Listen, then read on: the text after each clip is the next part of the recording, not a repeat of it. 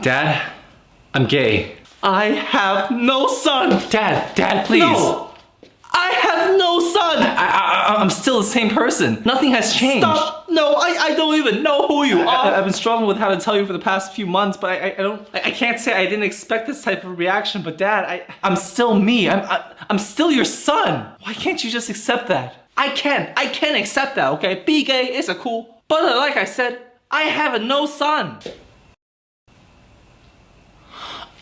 Oh my God, I'm in the wrong house. I am so sorry. That is, oh my, that is so embarrassing. I'm just gonna go, okay?